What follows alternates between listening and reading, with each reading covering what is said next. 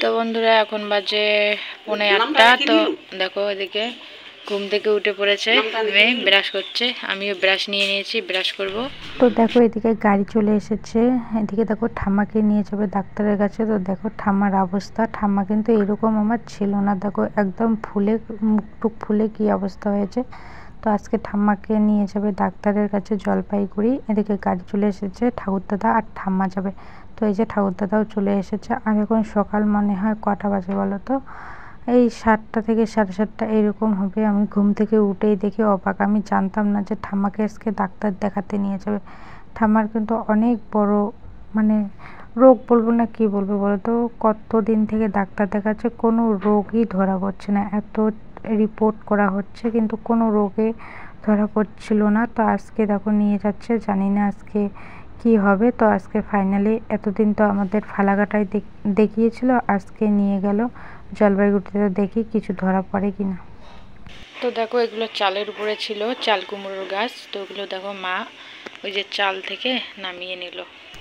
তো ওইদিকে চান ধান করা কমপ্লিট হয়ে গেল, চান ধান করে এদিকে দেখো চা করতে চলে আসলাম। তো সকালবেলা আমাদের আজকে চা আর বিস্কিট খাওয়া হবে। তো চাটা খাওয়ার পরে দেখো বিছনাটাকে এসে এদিকে গুছিয়ে নিলাম। তো বন্ধুরা এখন বাজে 9:30। তো ওকে একটু খাওয়াবো, দেখি যদি ঘুম যায় তো যাবে, আর যদি ঘুম না যায় তাহলে ওকে একটু খাইয়ে টাইয়ে আমি রান্না বসিয়ে দিব। তো চলো ওকে খাওয়াই, পরে আসছি। সকালবেলা যে দেখালাম যে চাল কুমড়োর যে পাতাগুলো দেখো মা রেখে দিয়েছে, মানে যে জাঙিটা যে ভাঙলো, তো এই পাতাগুলোর না আমি ভাবছি যে চাটনি বানাবো। তো দেখি কি করি। আর এখানে চাল কুমড়োও আছে, এই দেখো। আর এদিকে এই যে মাছগুলো এখানে জীবিত রেখে দিয়েছে। তো মাকে বললাম এগুলো একটু কুটে দাও, এগুলো রান্না করবো। দেখো আরে জ্বালা, কত মাছ দেখো, এই যে দেখো সব শিঙি মাছ, মাগুর মাছ, তারপরে আর কি কি মাছ আছে মনে হয়। তো দেখো বমাদের বাড়িতে নারকেলের নাড়ু করেছে, তো দেখো আমাদেরকে দিয়ে গেল। তো চলো, আমার তো নারকেল নাড়ু খেতে খুব ভালো লাগে, আমার ফেভারিট একটা নাড়ু। তো তারপর এদিকে দেখো আমি সবজি টবজি কেটে নিয়েছি এখানে বসে বসে। তো দেখো সবজির চচাগুলো যে আছে, তো সেগুলো এই যে গামলাটার মধ্যে তুলে রেখে দিচ্ছি, এগুলো গরু খাবে। আর এই যে পেঁয়াজ রসুনের যে চচাগুলো আছে সেগুলো ওই যে ঝাড় দিয়ে নিয়ে ফেলে দেবো মাঠে। আর এদিকে দেখো আমার 2 মেয়ে কিন্তু সুন্দর করে খেলা করছে। ওদের খাওয়া হয়ে গেলে, ওদের যদি পেট ভরা থাকে তাহলে কিন্তু এইভাবে চুপচাপ খেলে। বন্ধুরা দেখো এদিকে আমি সবজি কেটে নিলাম, কেটে বেছে সব ধুয়ে নিলাম। এই যে কাঁচকলার ভাজা হবে, আর এই যে চাল কুমড়া আলু দিয়ে চিকেন হবে। তো রান্না করতে চাইলাম একটা, কিন্তু হয়ে গেল আর একটা। আর মা আমাকে এইদিকে দেখো হাঁড়ি কড়াই সব মেজে দিয়েছে রান্না করার জন্য। তো চলো রান্নাটা বসিয়ে দিই। তো বন্ধুরা দেখো ভাতটা প্রায় আমার হয়ে এসেছে। আর ওইদিকে চলো আমি কি কি করেছি তোমাদেরকে দেখাই। তো এই যে দেখো মশলা করে নেব, এখানে একটা পেঁয়াজ আছে, তারপরে শুকনো লঙ্কা, গোটা জিরে, আদা আর রসুন, এটা চিকেনের জন্য রেডি করে নেব। আর এই যে দেখো চিকেনটা ধুয়ে টুয়ে একদম রেখে দিয়েছি।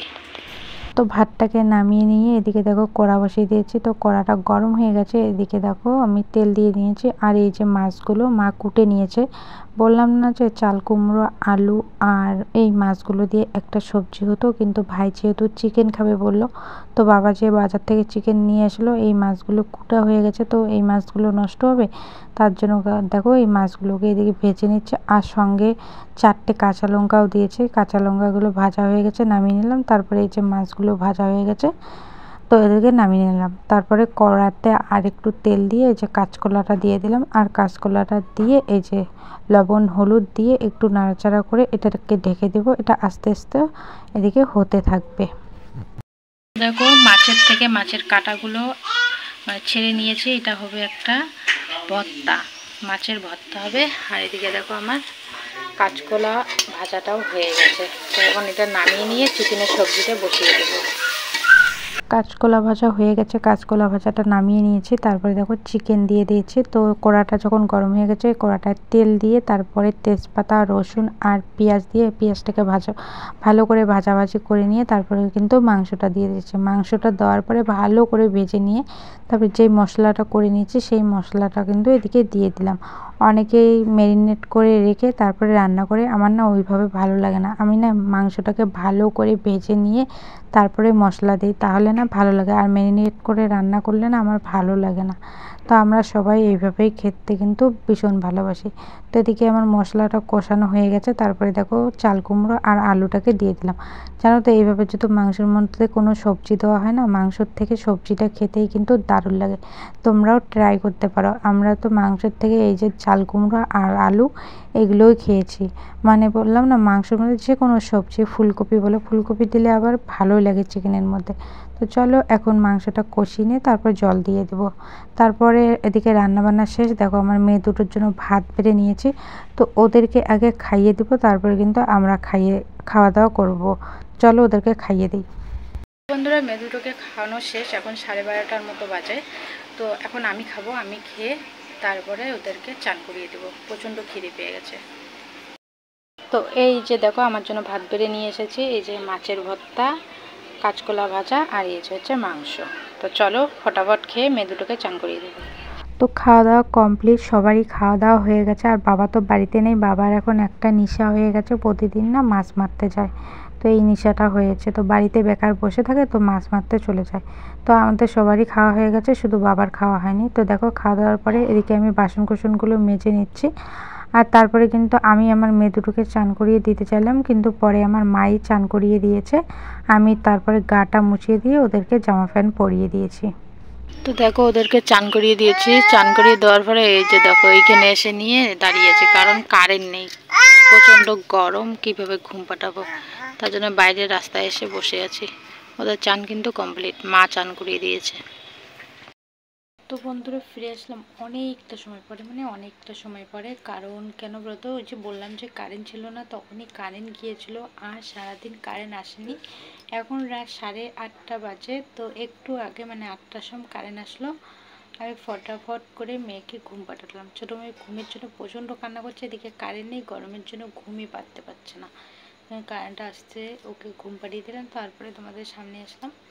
তো ঠাকুরদাদা বাড়ি চলে এসেছে, কিন্তু ঠাম্মা আসেনি, কারণ ঠাম্মা ওখানে রয়ে গেছে। আমার পিসির বাড়ি আছে জলপাইগুড়িতে, তো ঠাম্মাকে ওখানে রেখে এসেছে। কারণ হচ্ছে যে আমাদের বাড়ি থেকে হচ্ছে জলপাইগুড়ি 1 থেকে 1.5 ঘন্টা রাস্তা। তো ঠাম্মার অনেকগুলো রিপোর্ট করতে দিয়েছে, 4টা রিপোর্ট করতে দিয়েছে, একটা থাইরয়েড আর একটা কিডনি আর দুটো কি ঠাকুরদাদা বলতে পারছে না।